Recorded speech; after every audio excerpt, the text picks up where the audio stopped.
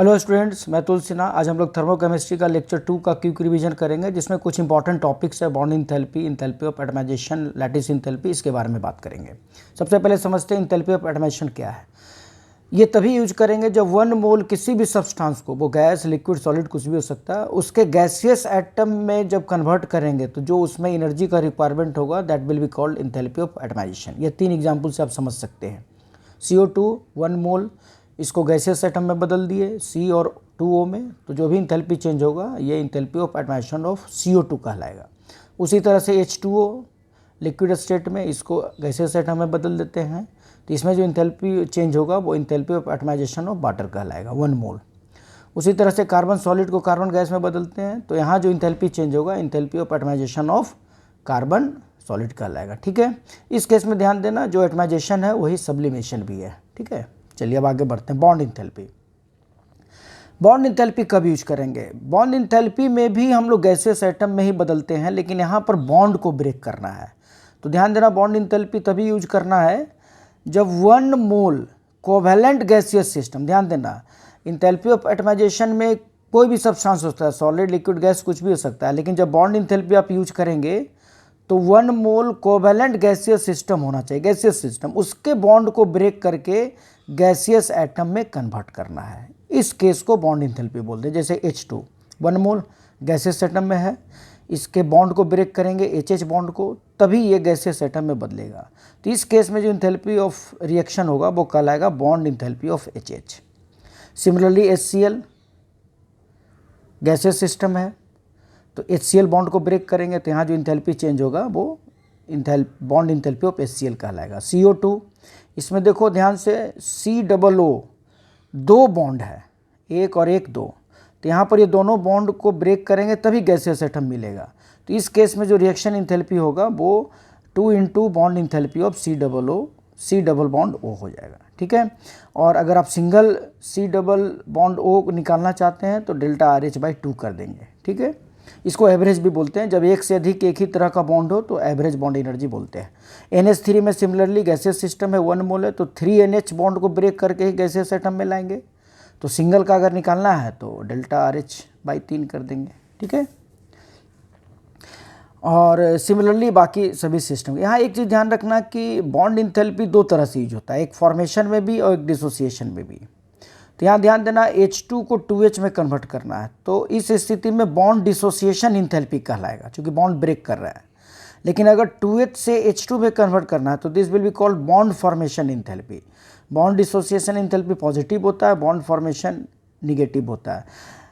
Bond energy का sense जो books में यूज होता है वो बॉन्ड डिसोसिएशन के लिए यूज होता है, ये ध्यान में आप रखेंगे। ठीक है, चलिए अब आगे बढ़ते हैं। अब इसका देखते हैं एप्लीकेशन क्या है।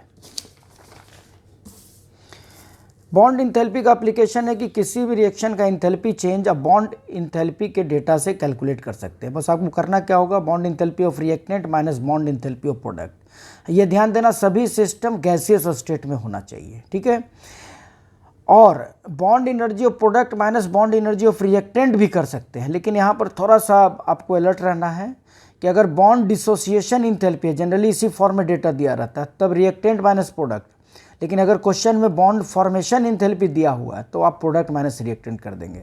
एक चीज़ और अगेन ध्यान में रखना है कि बॉन्ड एनर्जी तभी यूज करना है जब सभी सिस्टम गैसियस स्टेट में हो। अगर गैसियस स्टेट में नहीं है तो आप क्या करेंगे, जिस सिस्टम पे बॉन्ड एनर्जी का यूज करना है पहले उस सिस्टम को गैस में कन्वर्ट कर देना है, उतना एनर्जी पहले उसमें ऐड करा देना है, तब फिर गैसियस सिस्टम में उसके बॉन्ड को कंसीडर करने के। ये सेकंड पॉइंट में मैंने यहाँ पर मेंशन करा दिया है। जैसे देखो, इस चीज़ को आप 2 एग्जांपल से समझो। Carbon solid state, oxygen CO2। Suppose इस रिएक्शन का इंथैल्पी चेंज निकालना है बॉन्ड एनर्जी के डेटा से, तो bond energy of reactant minus bond energy of product. Generally bond dissociation energy के बारे में ही बात किया जाता है। तो देखो यहाँ पर रिएक्टेंट में कार्बन सॉलिड है, तो पहले हम लोग क्या करेंगे, इसको गैस में बदलेंगे। तो सॉलिड से गैस में बदल दिए तो ये इंथैल्पी ऑफ एटमाइजेशन हो जाएगा। अब जैसे ही गैस पे आए तो देखते हैं इसमें कोई बॉन्ड नहीं है, तो इसका काम अब बॉन्ड के लिए नहीं करेंगे, केवल इतना एनर्जी लगा देंगे। सेकेंड केस में आता है O2 में देखो O डबल बॉन्ड O है, तो इसको ब्रेक करेंगे, गैसेस सिस्टम है। ठीक है, अब आते हैं प्रोडक्ट में। प्रोडक्ट में देखो C डबल बॉन्ड O 2 है, तो 2 घटा देंगे। तो बॉन्ड एनर्जी का यूज करेंगे तो सभी बॉन्ड को आपको कंसीडर करना है, bond energy reactant minus bond energy of product सभी गैसियस सिस्टम में होना चाहिए, ठीक है। नेक्स्ट एग्जांपल देखिए, H2 H2O।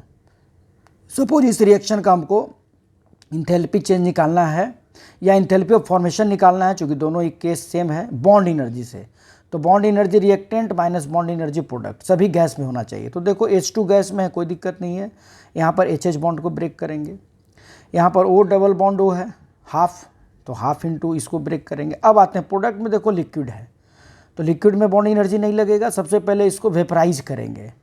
तो इतना ऐड कर देंगे, तो लिक्विड को पहले वेपर में बदल देंगे और वेपर में बदलने के बाद देखेंगे या गैस में बदलने के बाद देखेंगे इसमें क्या क्या बॉन्ड है। तो 2 OH बॉन्ड है तो इसको ब्रेक करेंगे।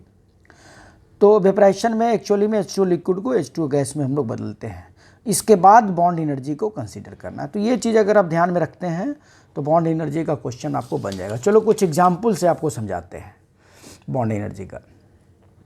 देखो यहाँ पर एक क्वेश्चन है, if enthalpy of atomisation for bromine liquid is x kilo joule per mole and bond enthalpy of bromine is y kilo joule per mole, then the correct relation is.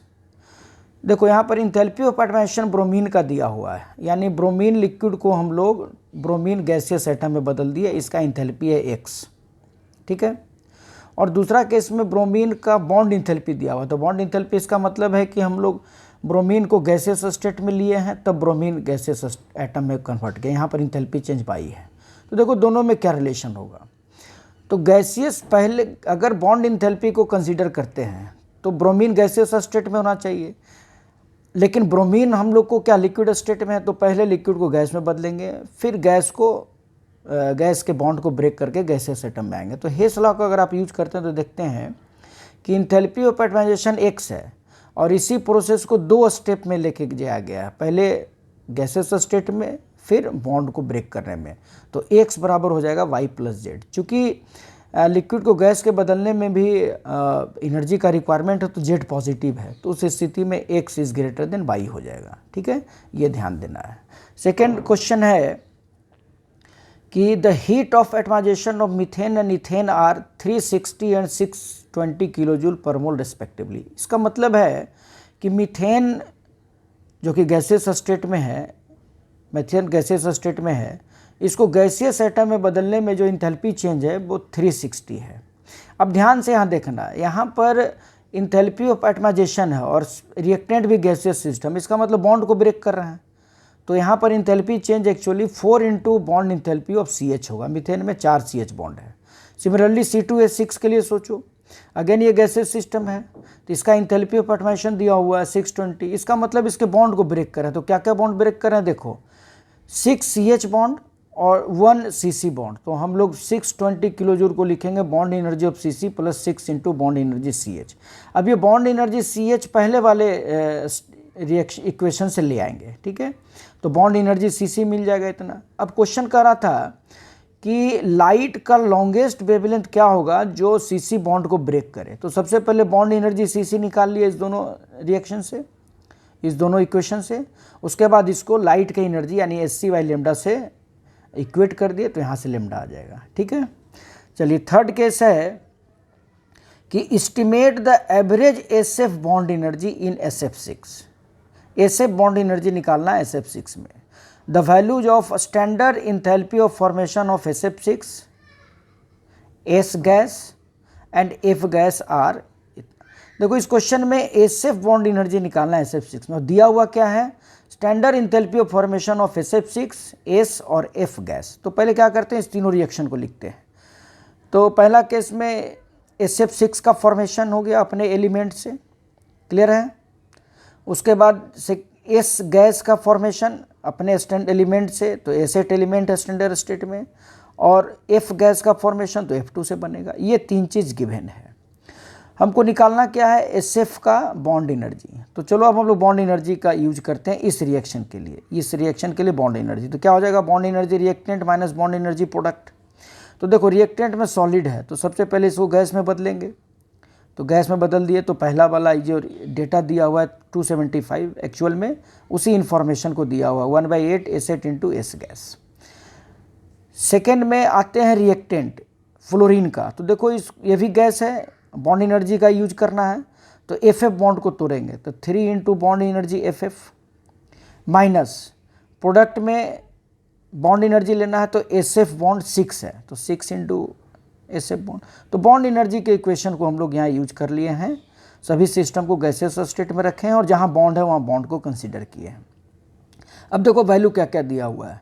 इस case में enthalpy of formation है 1100, इसी को हम लोग bond energy के term में लिखे हैं। अब यहाँ देखना ये एसेट से एस गैस, इसका बॉन्ड एनर्जी 200, इसका इंथैल्पी चेंज 275। अब यहाँ देखो बॉन्ड एनर्जी एफ चाहिए, लेकिन बॉन्ड एनर्जी क्वेश्चन में नहीं दिया हुआ है, एफ का फॉर्मेशन दिया हुआ है। तो ध्यान देना यहाँ पर एफ बॉन्ड को तोड़ेंगे तो 2F मिलेगा, तो हाफ को अगर रखते हैं तो F का फॉर्मेशन होगा। तो F का फॉर्मेशन दिया हुआ है 80, तो यहाँ ध्यान देना 3 इंटू बॉन्ड एनर्जी एफ यानी 6F का फॉर्मेशन होगा। तो 6 into 80 minus 6 into bond energy S F, यहाँ से bond energy S F calculate कर लेंगे। उसी तरह से ये क्वेश्चन है जो आप ध्यान से देख के प्रैक्टिस करेंगे। क्लियर है?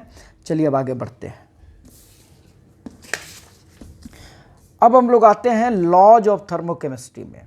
लॉज ऑफ थर्मोकेमिस्ट्री में मेनली हेसेस लॉ है, लेकिन उसके बावजूद भी कुछ लिस्ट इंपॉर्टेंट पार्ट है। लेबोइजियर एंड लैप्लेस लॉ ये कहता है कि किसी कंपाउंड को तोड़ने में जो एनर्जी लगेगा वो जस्ट इसका निगेटिव साइन होगा, उसके फॉर्मेशन में जो एनर्जी रिलीज होगा। तो ये सिंपली एनर्जी कंजर्वेशन से रिलेटेड है। हेस लॉ बहुत इंपॉर्टेंट है, ये थर्मोकेमिस्ट्री का स्टेट प्रॉपर्टी से रिलेटेड है। ये कहता है कि कोई भी प्रोसेस एक स्टेप में हो या मल्टीपल स्टेप्स में हो, एक स्टेप में हो या मल्टीपल स्टेप में, इंथैल्पी चेंज कांस्टेंट होता है। तो मान लो ए से बी में रिएक्शन इंथैल्पी डेल्टा RH है और इस ए से बी को हम लोग पहले ए से सी में लाए, फिर सी से डी, फिर डी से बी। तो दोनों इंथैल्पी चेंज दोनों प्रोसेस का बराबर होगा। तो डेल्टा RH बराबर delta H1 plus delta H2, ये कांस्टेंट होगा। ठीक है, इसका एप्लीकेशन क्या है? तो किसी भी रिएक्शन का इंथैल्पी चेंज हम लोग हेस लॉ से भी कैलकुलेट कर सकते हैं। इस क्वेश्चन को आप ऐसे पकड़िएगा, बहुत सारे क्वेश्चन में बहुत सारा रिएक्शंस दिया हुआ होगा, सब रिएक्शंस का इंथैल्पी चेंज दिया होगा और एक पार्टिकुलर रिएक्शन का आपको एक रिक्वायर्ड रिएक्शन का इंथैल्पी चेंज पूछता हो, तब हेस लॉ को आप यूज करेंगे। आपको करना कुछ नहीं होगा, उस गिवन रिएक्शन से रिक्वायर्ड रिएक्शंस को लाना है।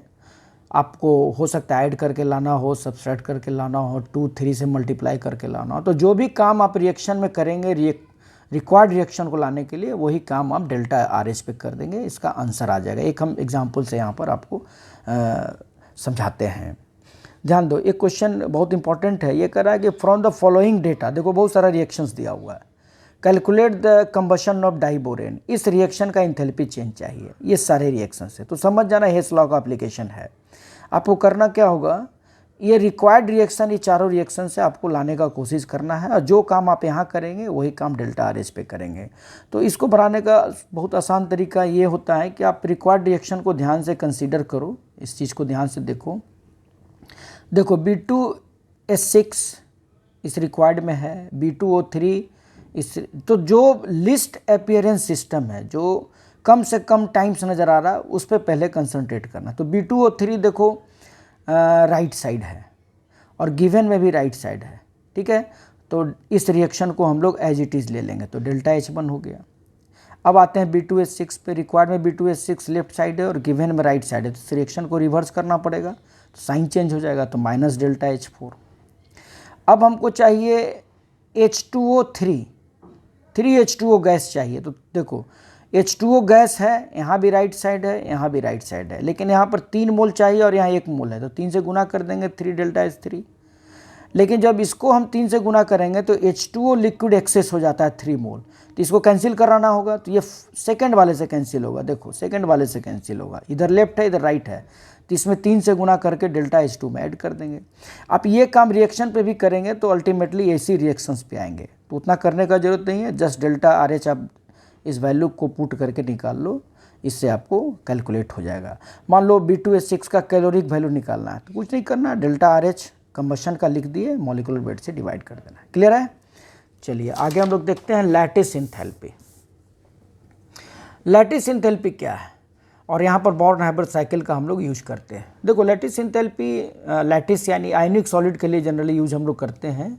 It is enthalpy change during dissociation of 1 mole of ionic solid into, ध्यान रखना लैटिस इंथैल्पी तभी यूज करेंगे जब 1 मोल आयनिक सॉलिड को उसके गैसियस आयंस में बदलते हैं। तो जैसे NaCl 1 मोल है, इसको गैसियस आयंस में बदलेंगे।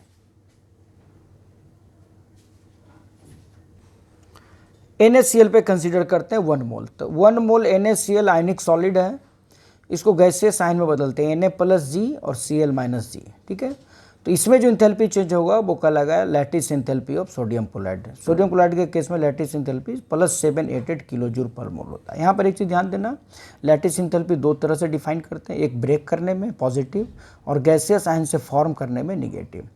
अब देखो, डायरेक्ट मेजरमेंट लैटिस इंथैल्पी का थोड़ा मुश्किल है, क्योंकि गैसियस आयंस को आपको चाहिए लैटिस इंथैल्पी डिफाइन करने के लिए, और ये कोई स्टैंडर्ड स्टेट नहीं है। तो इनडायरेक्टली हम लोग बॉर्न-हैबर साइकिल का यूज करके लैटिस इंथैल्पी कैलकुलेट करते हैं। बहुत सिंपल सा केस है ये, इसमें हेस लॉ का यूज करते हैं। तो देखो, NaCl किसी भी आयनिक सॉलिड पे आप कंसीडर कर सकते हैं। तो NaCl 1 मोल लो, पहले इसका फॉर्मेशन करा दो इसके एलिमेंट से। अब आपको चाहिए इसका लैटिस इंथैल्पी, मतलब आपको गैसियस आयन चाहिए, यहीं से लैटिस इंथैल्पी मिलेगा।